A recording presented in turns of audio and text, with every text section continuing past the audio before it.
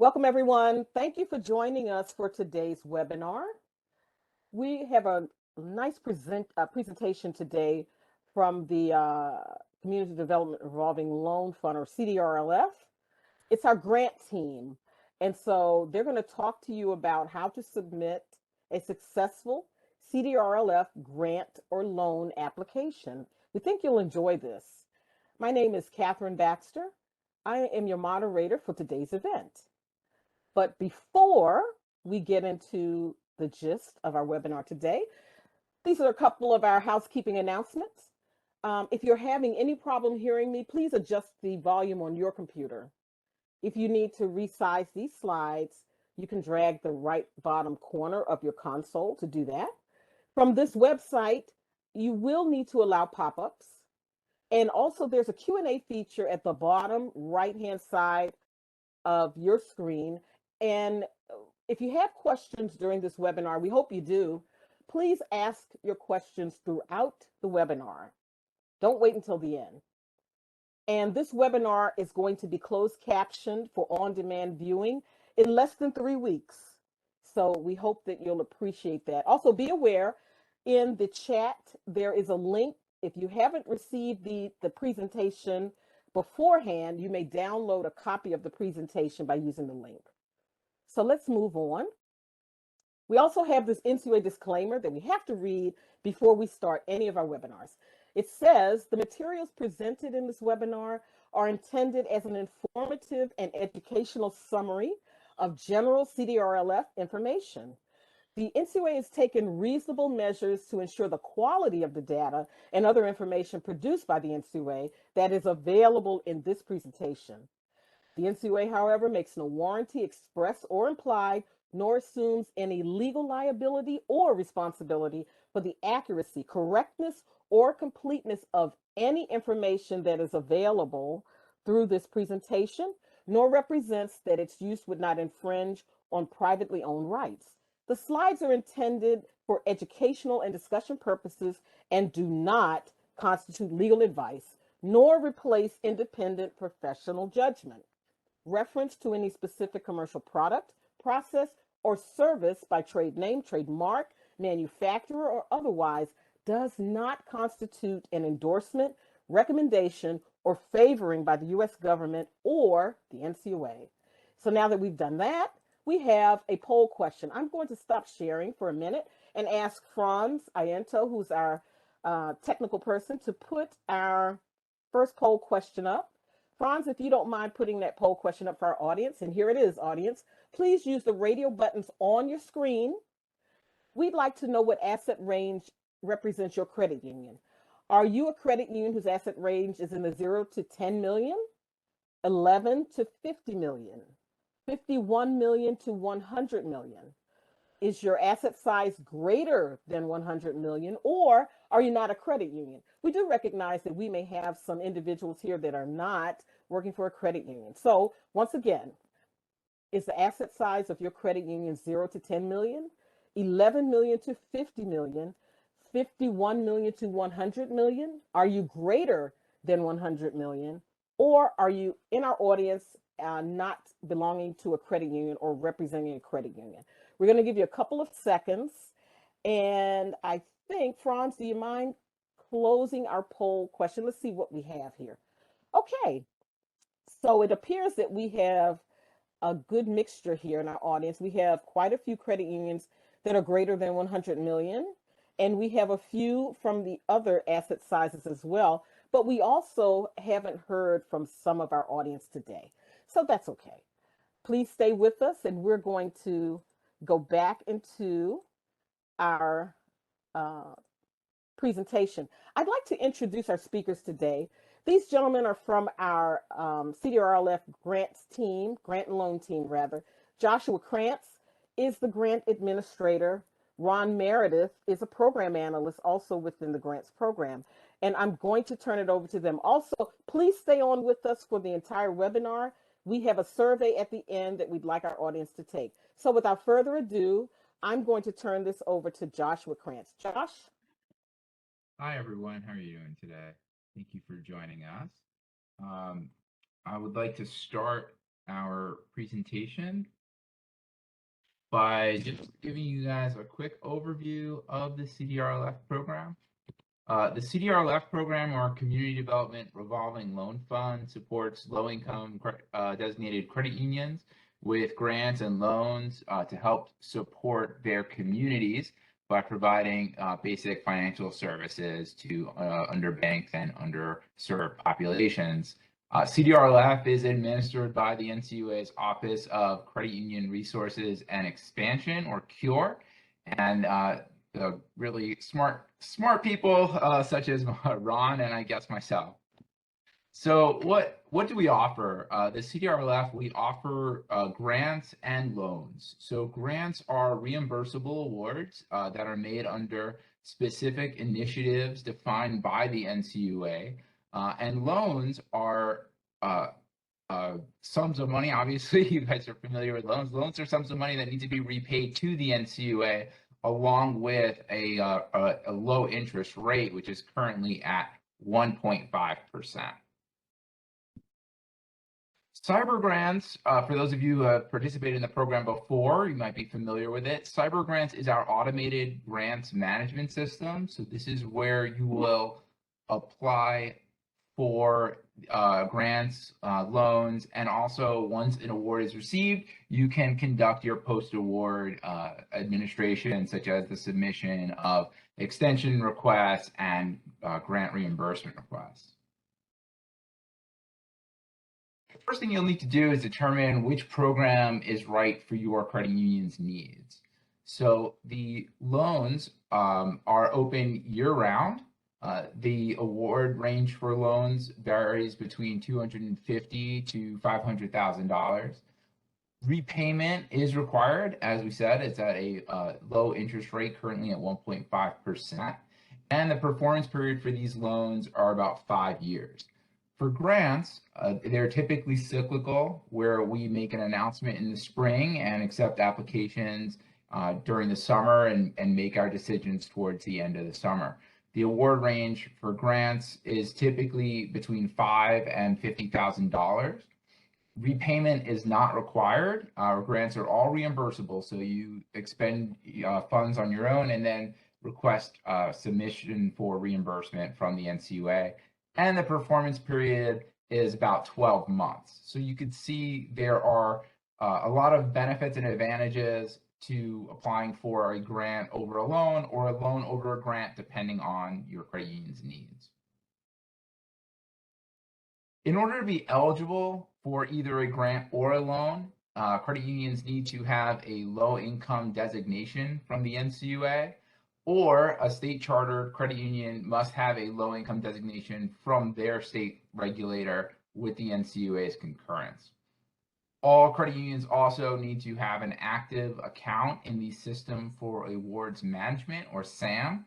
To create an account in sam.gov, it's free. You may see solicitations for vendors who will charge you a fee for that. You do not need to go through them. You can definitely apply for registration through SAM directly. And once you are registered and have an active account, you'll have a unique entity identifier. And that is going to be something that you're going to need to hold on to for when you apply.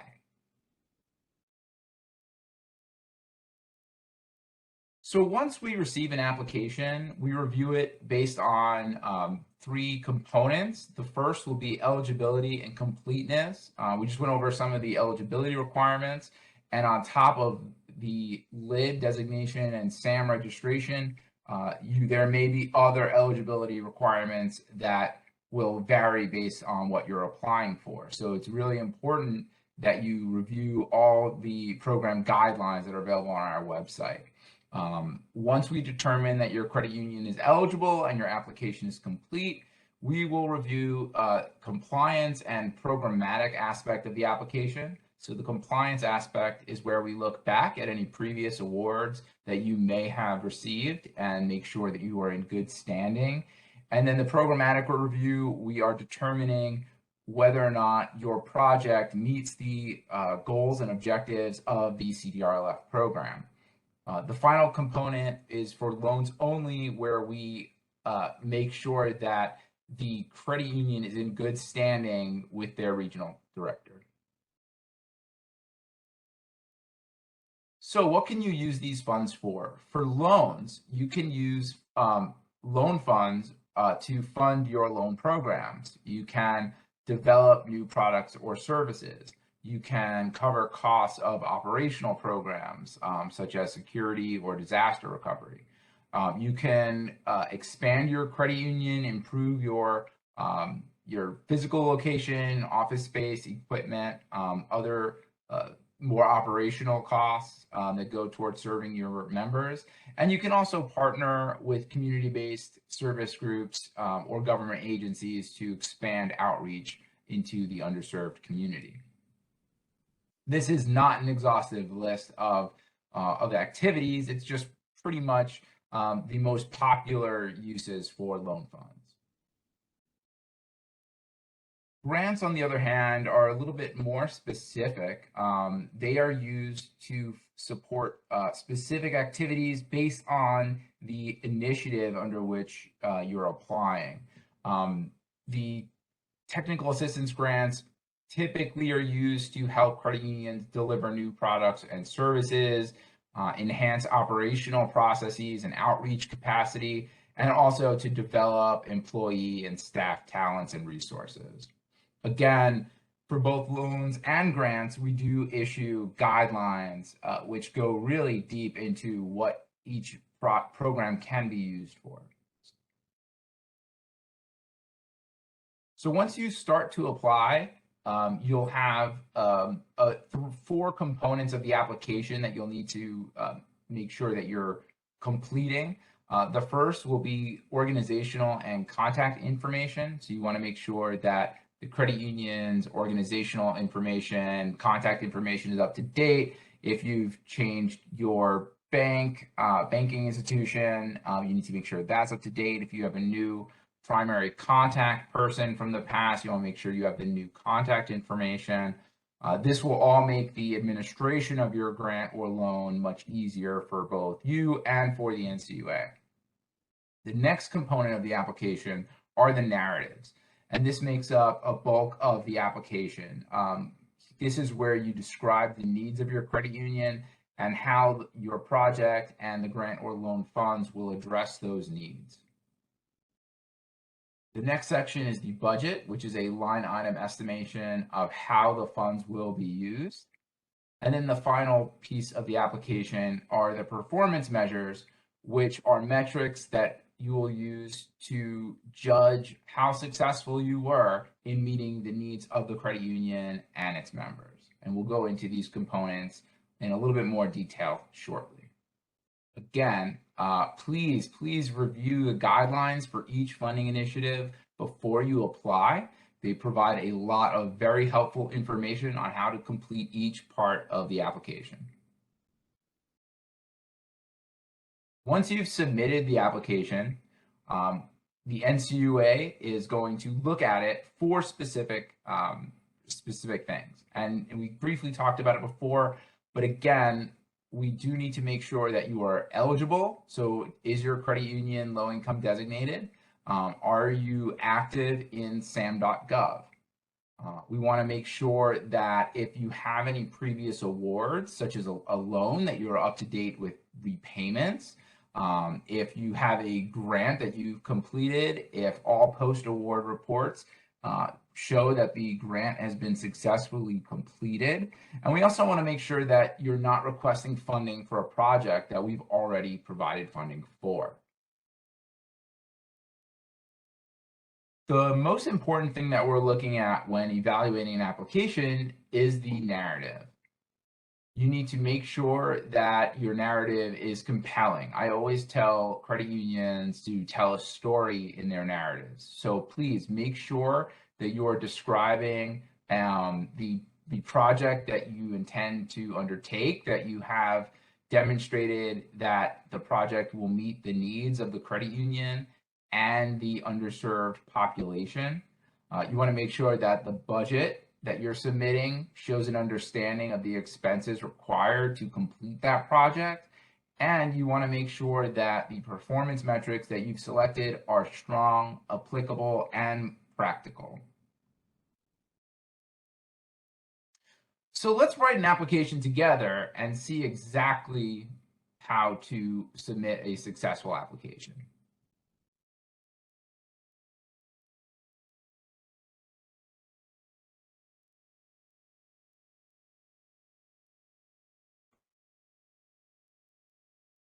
So as I mentioned, our grants and loan applications are managed through CyberGrants. So when you log into CyberGrants, you'll see this welcome page, and I believe we have a credit union applicant on the line who needs some help applying. I can't wait to get started on this application. Thank you so much for helping me with this application, Josh. How are you today? I'm well. How are you doing? I'm good. I can't complain. Just trying to get some money. So once you log into CyberGrants, you'll see this welcome page, and the welcome page provides an overview of the CDRLF program. There's also a series of resource documents that have, excuse me, that have the grant application guidelines, loan guidelines, and the like, as well as other important documents such as registration instructions in SAM and other, like I said, really important resources for the credit union. I'm sorry to interrupt you, Josh. Do you mind sharing your screen? Is it not sharing? Not right now. Sorry about that. A little technical difficulty. No problem at all.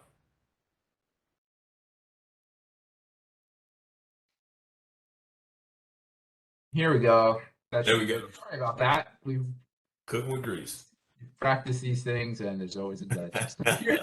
Here is CyberGrants. When you log in, you will see, as I said, the overview of the program with a link to our website. You'll see some resource documents that you should take a look at to see what you need to do to apply for the program that you want to apply for.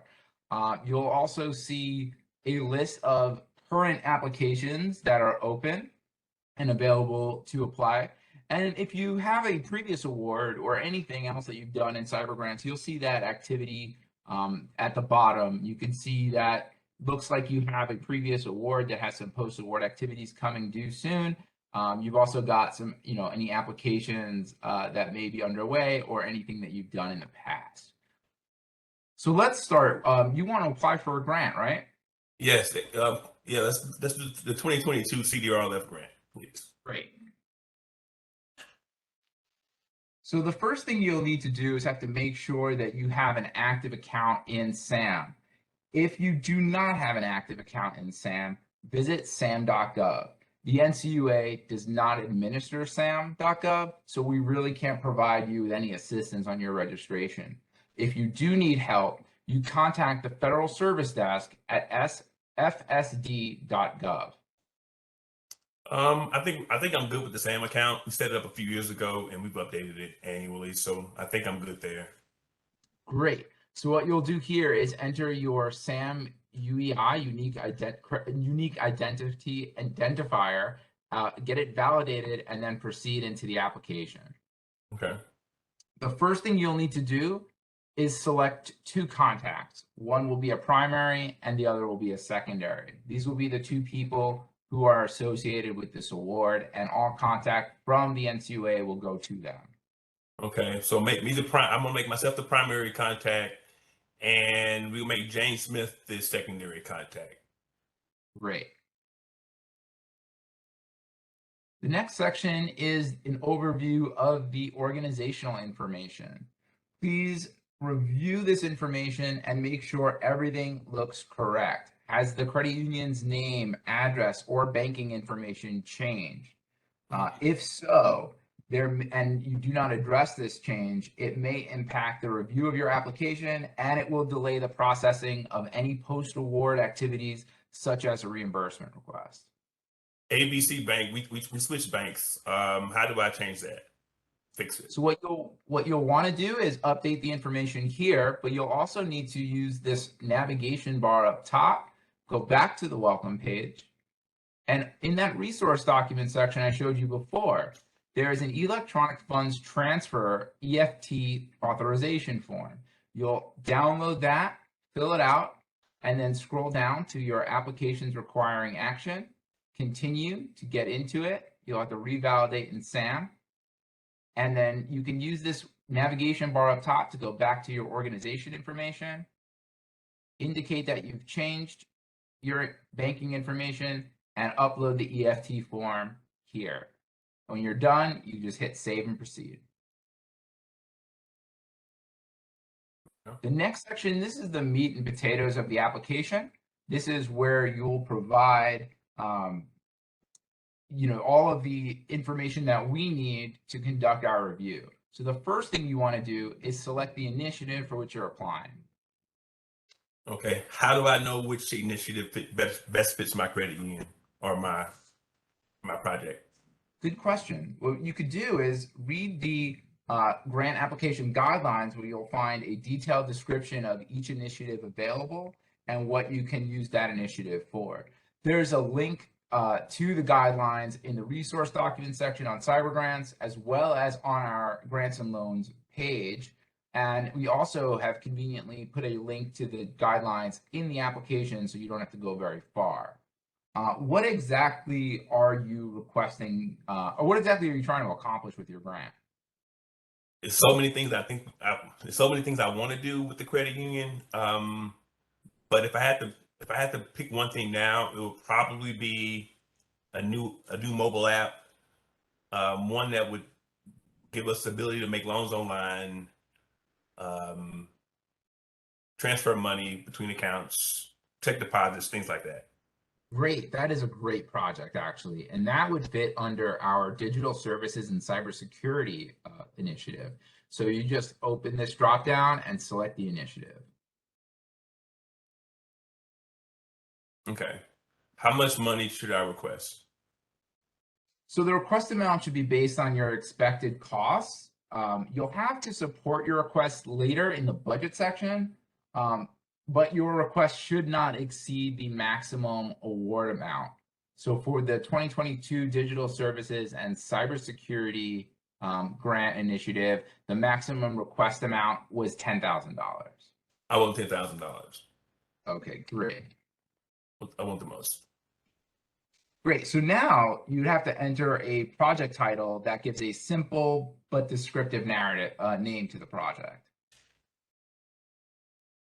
So how about new application so that members don't come into the credit union and spread COVID germs?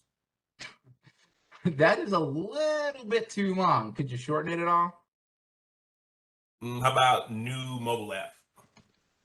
That works. That is short, sweet, and gives a really good overview of what the project will be.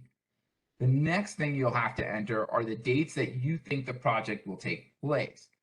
Please note that for this grant, you won't be reimbursed for any costs that are incurred before your application is approved. So that project should take no longer than 12 months. Typically, awards are made at the end of the summer. So plan on the performance periods for this grant being between September 21st, 2022 and the following August. So summer's right around the corner, but I'm nervous that we might not finish our project in 12 months. What happens if we need more time? If you need more time, you could definitely at any point during the performance period submit a grant extension request. Okay. So the next thing you'll need to do is select the activity that you're applying for. So these activities listed are broad categories, and we give a little bit of it. I'll give a few examples to assist you. Your project would fall under the implementation of mobile and online banking features. So you can You can also select more than one activity. Is there a cybersecurity component to your project?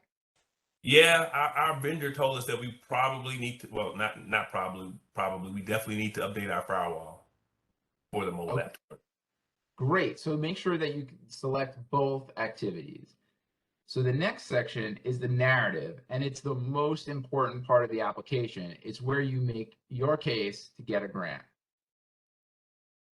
So I'm just gonna write, we need money, please give us money for this mobile app. That's not quite what we're looking for. Okay, how about if I say pretty please with cherries on top? Well, what you need to do is kind of remember what you initially wrote in that project title. That really long project title, well, Okay. we wanted it to be short for the title, but now you can elaborate. So Okay. remember, your narrative should be, why do you need the grant and how it will benefit the credit union and its members. You need to clearly demonstrate that the project will meet the CDRLF program's objectives, and that the narrative shows that you as the applicant have a clear plan to carry out the project and you understand how the project will benefit the underserved population. I think I can do that. How about currently members must come into the branch in person to conduct any business. Due to staff resources, we can only have the branch open 3 days a week. Our field of membership is rural, and many of our members need to commute an hour or more to access the branch. How about that? That's a really good start. You're clearly showing that you have a need for this project. So the next thing you'll do is describe how you're going to address this need. Okay. How about a new mobile app will allow the credit union to modernize and provide access to credit union members no matter where they are or when the branch is open. Members will be able to make deposits remotely and apply for loans online. I think our younger members will really like that too. Yeah, that's awesome. That's awesome. Really clear. And the last part of the narrative is going to be, what's the outcome? How will this project benefit the credit union and the underserved community? This project will improve our ability to grow and serve our members. Once implemented, we expect the number of members and loans to increase as more people apply online. Also, by modernizing our products and services, we are able to attract younger, underbanked people to our credit union and away from payday lenders and other predatory financial companies. Great, you're doing great now. So your narrative will give the reviewer a clear picture of your project and how funding it will help the NCUA meet its project objective of serving underserved communities. The next thing you'll have to do is select your project impact metrics. Okay, so what is the project impact table?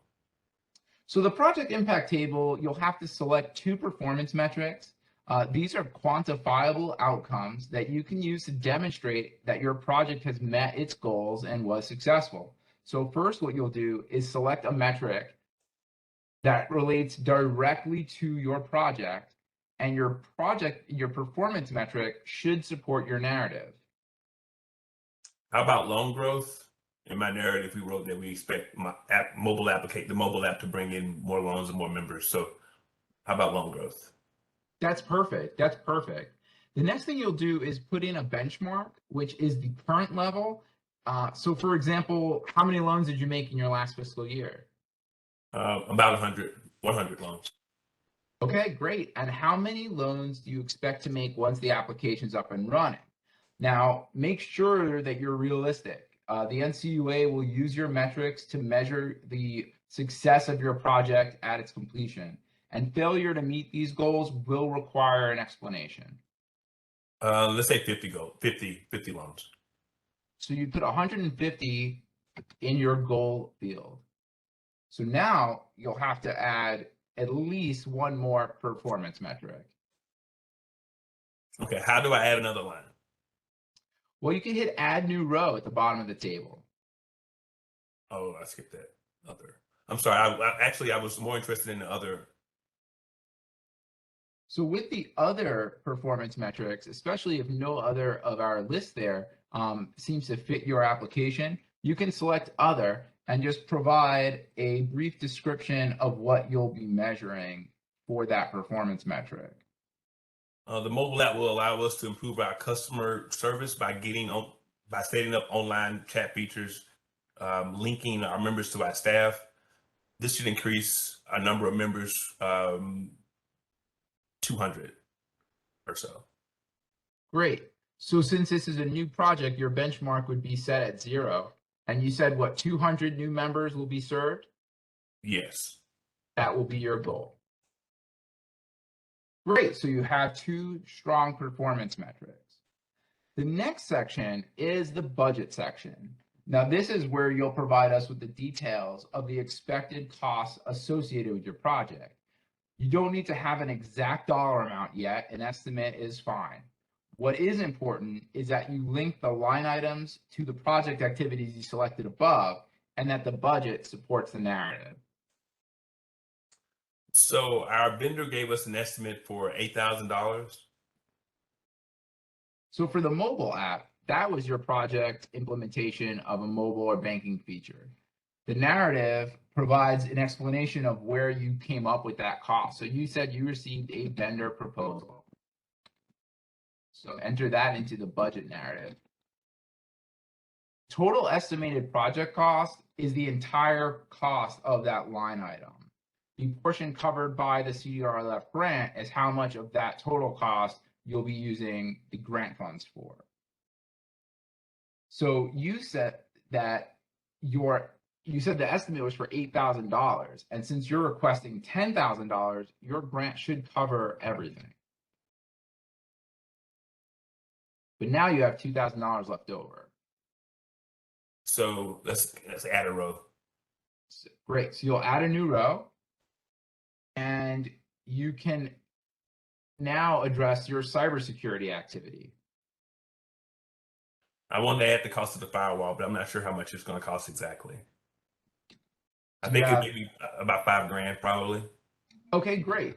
Like I said, you don't need to have an exact number at the time of application. You just need to have some sort of a reasonable estimate. Now, since you've already requested $8,000 to be covered by the CDRLF grant, you only have $2,000 of the grant remaining. So you'll need to make up that $3,000 on your own. That's fair. So the last part of this narrative section is the supplemental documentation. What should I put in supplemental documentation? So you could put any information that will help support your application. What you should not do is just add additional narrative. How about that vendor proposal that I told you the vendor gave me before? That would be great. So in this supplemental documentation, just label, let us know exactly what you're submitting. So like I said, you got that submittal proposal for the app. Mm-hmm. And then use this upload file field to choose the application, the estimate, hit upload, and there you'll see it right there. Hit save and proceed, and we're almost at the end. So this is the home stretch of the application. These are the terms and conditions for participating in the CDRLF program. Read them very carefully, because if you receive an award, you'll be held to these terms and conditions.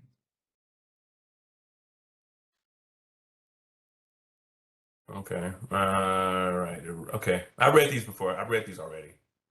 Great. They're also in the application guidelines, so you'll have plenty of time to read them ahead of the application.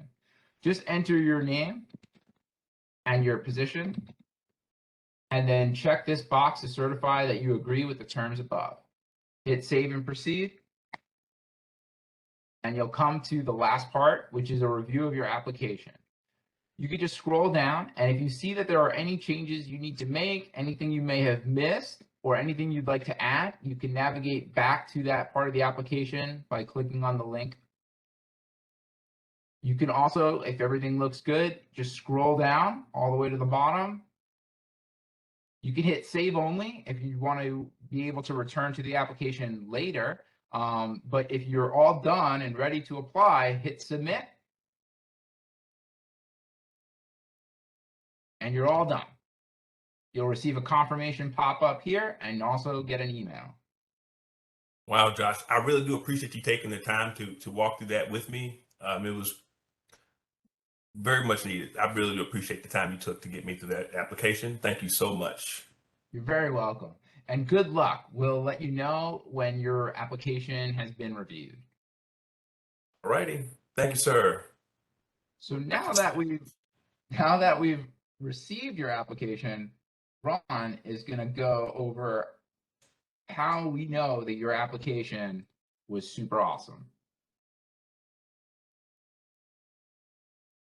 Thank you, Josh. Thank you, Josh. Next slide. Yay! You received an award. Let's talk about what you do next.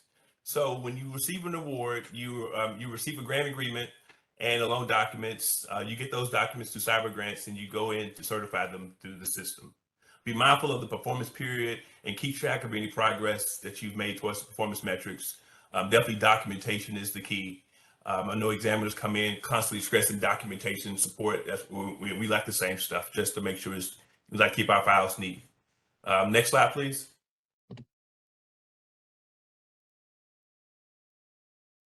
As we mentioned during our little skit, we do allow. I'm sorry. Let me say this before I keep going. I stutter, so please, if anyone's having issues understanding me, just send something to the chat, and I'll try to go back and say it over and get it right. But we do offer grant extensions. They are due 10 days before the expiration of awards. Grant reimbursements. I'm sorry, I got stuck. So make sure your extensions are in 10 days prior to the expiration of the awards. Next slide.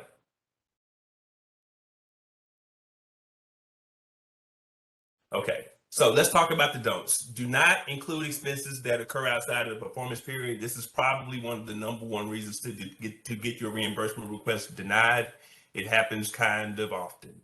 Do not include expenses not directly related to the grant initiative.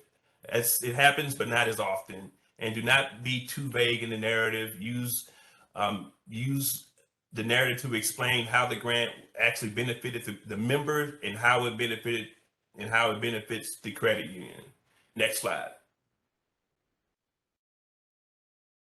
So here we have a few examples of credit unions that submitted narratives for their grant application, and I'm going to read them over, and we can talk, and I'll talk about what they did, what they could have done differently.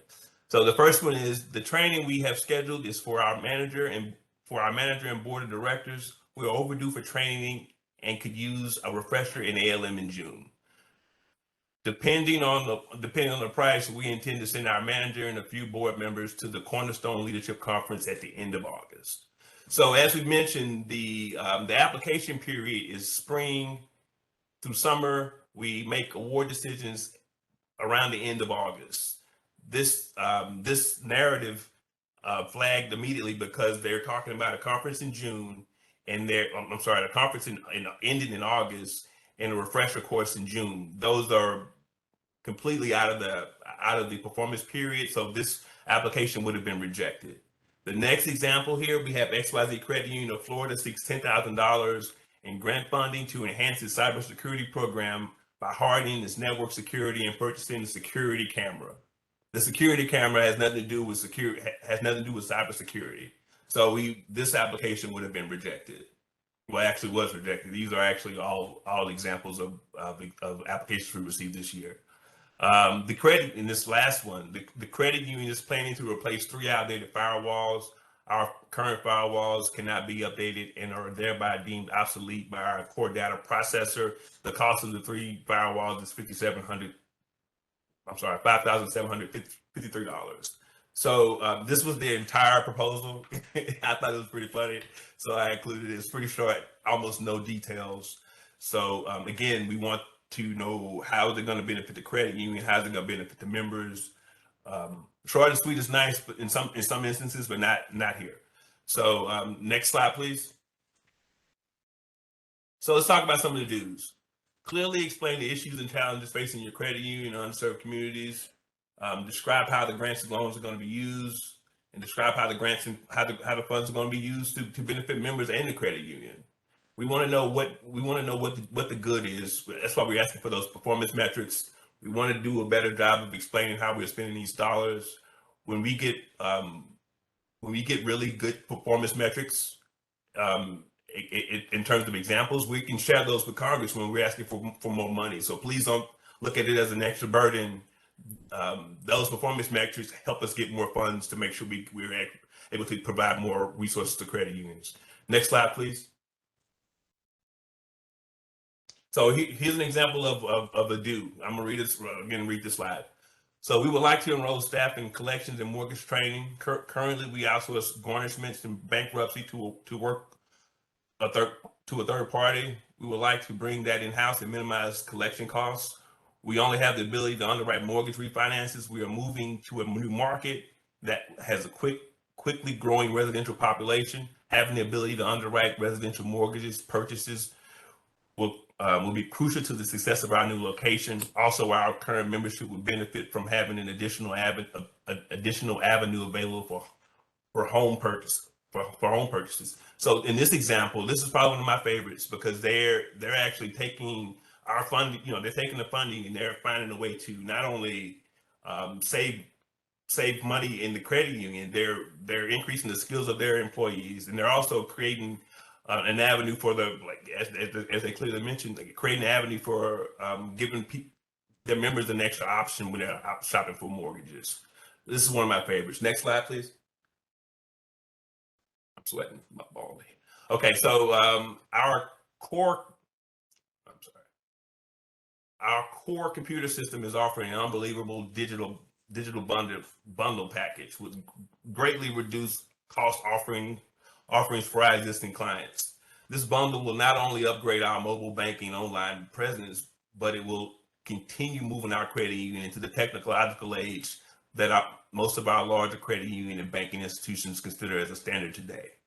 The digital bundle package allows us to add the following: a card management application, a pay online service, remote deposit capture, and online account opening and online loan applications. Now, this is another great example of what we are asking for. It has it clearly lays out the benefits.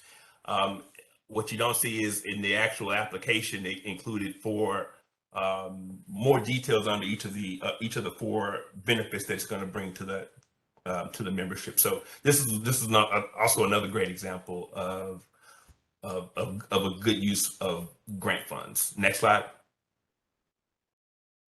So Nautilus Essentials is a digital document storage platform that integrates with our core data processing system.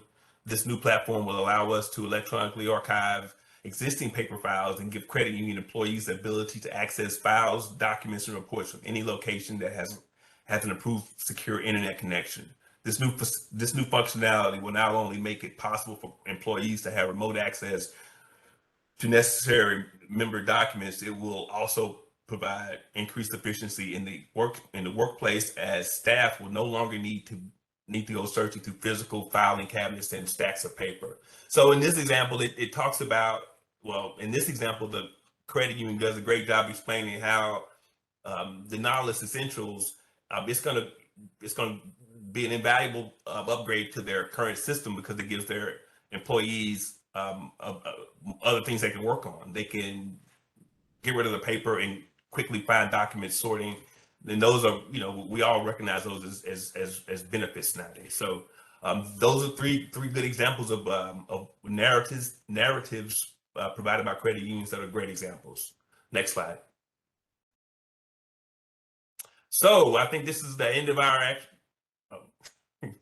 it's the end of our slide presentation. I'm going to turn it back over to Catherine for questions and answers. I hope you guys were able to enjoy and get some information that was very useful from our grants presentation today. And if you have any questions, of course, reach out to us. For those that I have spoke to before, I like taking calls, and I try my best to help any way I can. So you guys have a great day, and signing off. Thank you, Ron. I'll be here. You did a great job. Here is our contact page for our grants team. If you need to email them, Josh and Ron would be happy to help you out, or call.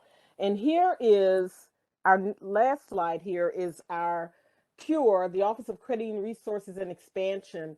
This is our contact list. All of this is included in the handout that you received.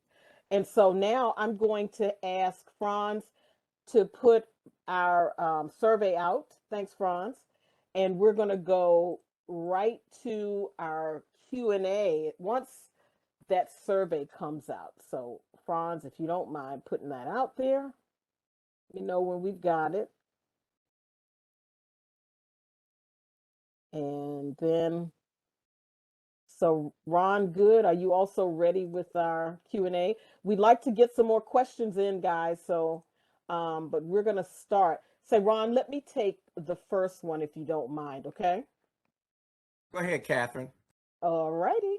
So I'm going to give this one to Josh because Josh, this came out while you were doing your part. Credit Union wants to know, you went over how a person or how a credit union can get a loan.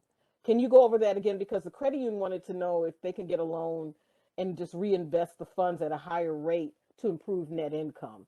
So do you mind answering that for the credit union? Sure. I can't make a definite decision about that project without seeing the application, obviously, but that's typically not an allowable use of loan funds. Something like that, we want you to reinvest those funds in the community itself. So if you were to get a $250,000 loan, we would want you to use that in the community. So you would provide loans to your members. I do not believe you can use those funds for just reinvesting for income for the credit union. I would recommend that you take a look at our website, which not only has eligible use of loan funds on our loan guidance, but it should also have what you can't use loan funds for. And that's why it's so important to always check the guidelines before you apply. Right. That's absolutely correct. Okay. Thank you, Josh. So Ron, you want to take the next one? Yes. Thank you so much, Josh and Ron Meredith, for a great presentation. And our next question, either one of you could answer actually, but I think it came up in Ron's part of the presentation. Do you have to wait to the end of the project to request reimbursement? No, you can. Well, your project needs to be completed before you request funds. You don't have to wait till the expiration date. I want to make sure, but if the project is finished, you can submit your request for reimbursement immediately. But the project needs to be completed. Yeah, just to kind of bounce off of that, Ron, we did implement something new in 2022 where smaller credit unions with awards over $15,000 can submit a reimbursement during the project, but no more than quarterly.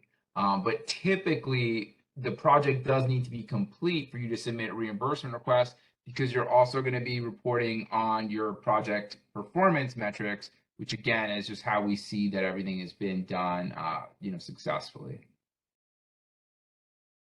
Great. Thank you both. Our next question is, give some examples as to when a credit union would want to apply for a loan as opposed to a grant. And I think, Josh, you covered that. So it really is going to be different depending on the credit union's needs and also the timing. So for example, our loan applications open year round. The grant is cyclical. So if you can wait until, if you can't wait until a grant is open, then you might want to apply for a loan. That being said, our grants typically cap off at $50,000, while our loans really don't start until 250 to 500,000. So that size and scope of project as well may impact your decision to apply for a loan or a grant. Great answer. So I'm going to put the next question out there. I'm sure you guys get this question all the time. So the credit union said, can you apply for more than one grant at a time? No, you should not. So I think this year we had a lot of credit unions apply for multiple grants, and they were we won and reject all the rest. Is that, what do you think? I mean, is that about right, Josh? I think that's how we. kind of handle it? That's right. We will review the first grant application submitted, and the rest will just be automatically rejected. Keep in mind, that's clearly written in the application guidelines. So just make sure that you're reading those guidelines before you apply. Perfect. So let me read one more, and then I'm going to turn it back over to Ron Good so that he can finish us out with the Q&A. So here's a good question too. Credit Union says, if an applicant applies for an impermissible expense, is the entire grant rejected or is it reduced proportionately? It's a good question. Rejected. It's going to depend on the rest of the project. So we have reduced the requested award amount. So for example, one of the don'ts that Ron read off for those security cameras, that's not an eligible use, but hardening the cybersecurity network was. So it could just be that we would have eliminated the expenses related to the security cameras. That being said, if you're applying for a $10,000 award, the security cameras cost $7,500 and the rest cost $2,500. That's a significant portion of the project, so we might not approve that. But if we do reduce your award amount, you'll definitely understand why. We'll brief you on why. Awesome. Ron Good, I'm going to turn it over to you. Okay, thank you, Catherine. So our next question is, we are new to this. Does the same timelines listed pertain to both the grants and the loans? So with loans, they're open, Josh, they're open year round. The grant round opens. So we offer an emergency grant. We didn't really talk about that today, but that's different. That's when there's like a COVID or a hurricane, things like that. And there's no restrictions on time, well, it's there within the window. We do an annual grant when there's a window. This year it opened in May and closed in June, and it opened again next year, about the same time probably. Very good. Thank you, Ron. Our next question, I'm pretty sure this relates to the scenario the two of you did, which was very well done, by the way. And the question is, can you please go back to the two contacts sheet? You left those too quickly. So I think it was when you were filling out the application. I think that's what it relates to. And you were picking the two contacts in the yeah, my phone number was up. I told them to hurry up because my phone number was on there, and I didn't want them to sit on that page. You're crazy. I think, Ron, maybe they were referring to the contact lists for the grants team and Cure. Oh, maybe. Okay. Yeah, Was it okay? Those two contacts. Oh, yeah. Good. Okay. So that was you. Actually, Catherine, that was your question. That was you, I think. So I think you were on then. So could we bring that back up? Yeah, let me share. Let me do a screen share and I'll bring them right back up. Here we go. Come on, screen share. Having a problem doing a screen share for a minute. Go to the next question, Ron, and then I'll bring it up once it allows me. Okay, no problem. Our next question is, when going into a spring application with funds that are expected to be reviewed in the end of the summer, should we as credit unions offer project proposals for the fall to offer the best chances of approval? Yeah. So if you know when your project is going to be, what you want to understand is that when you apply, there's no guarantee that you're going to get an award. So what we say is we're not going to approve any expenses that happen before we approve your grant application. So in the example that Ron gave earlier, the project took place essentially during the application window. If that same project had begun in, say, October after the credit union received an award approval from us, those activities would have been allowed. So what you really want to do is make sure that you're familiar with the guidelines. The guidelines will give you the dates that the expenses can be incurred. Thank you. And Catherine, are you ready to share the contacts yet? You know what? We still have the survey open. So we're going to give everybody a few more minutes to fill the survey out. And then, Franz, I'm going to ask you to close the survey. So that's why I couldn't share. So Okay. let's give them like ask another question and then we'll close it after that. Okay. Okay. All right. Very good. No problem. This is a good question that's coming up. I think Ron, you covered this when you were talking about the do's and don'ts. And the question is, can you speak a little bit about how you evaluate and decide which grants to approve? Do you have any data on what percentage of applications are approved and funded? So, so I'll let, well, okay, so we actually have I a can handle score. it.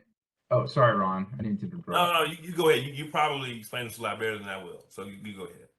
Yeah, in our application guidelines, we tell you how we're going to review your application. So, for example, in the application guidelines for 2022, we described how points are awarded. So applications are typically graded strong, good, average, and weak, and that's going to be based on how well your application meets the requirements for the initiative. So what Ron went through when we were doing that demo, where it's just, hey, we just need money. Well, yeah, we understand, but that's not going to get you a high score. And even the don't example that Ron gave, that was really brief. That's not going to compare well to an application where they go into detail on how the project will benefit the credit union and the underserved community. Thank you very much. And I think we have one more question before Catherine is ready to share her screen again, but my apologies, I had to close this real quick.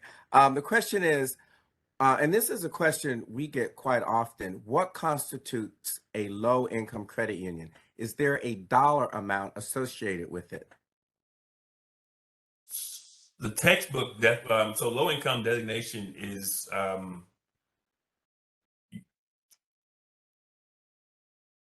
I think it's like census data. The way it works is census data. I just read this stuff a couple of days ago and I can't remember it now. Yeah, there's a lot that goes into it, and Ron and I are not the experts. When Catherine gets that contact information back up, you're going to want to talk to our consumer affairs office. But I believe that I think it's 51% of your members constitute or qualify as low income based on census data that Ron was talking about. So we do an analysis. You submit some data. We do an analysis of that data and determine whether or not you are low income designated. Well, they don't have to submit the data. It should be like, to my understanding, as I used to be an examiner, it should be like an automatic thing that happens. If you feel like your credit union qualifies and you have not gotten a designation, you can go in and fill out some information and submit that to the agency, and we'll review it again and determine if there's a mistake been overlooked. Very good. Thank you, gentlemen, both for not only a great presentation, but also great answers. And I will turn it over to Catherine. Thank you, Ron. So here we are. Here is the grants team's contact information. Cure apps at ncua.gov, and then their office phone number, of course, is 703-518-6610. If you want to contact the Office of Credit Union Resources and Expansion, here are the different divisions. Please keep in mind that this information is in the handout that you've downloaded or you received as an email. So you don't have to write this down. It's already in there. If you want to visit us, just go to ncua.gov under resources, and then you'll see the Office of Credit Union Resources and Expansion. We want to thank everyone for joining us today. Thank our speakers, Ron Meredith, Joshua Krantz, and thank you, Ron Good, for helping with the Q&A. Ron and I work together in the training division. We also want to thank our supervisor that's on with us today, Christy Kavista-Hovis, and our back office guy, Franz Ayento. We couldn't do it without Franz. Thank you, everyone. Have a wonderful afternoon. We'll see you again, and a great week.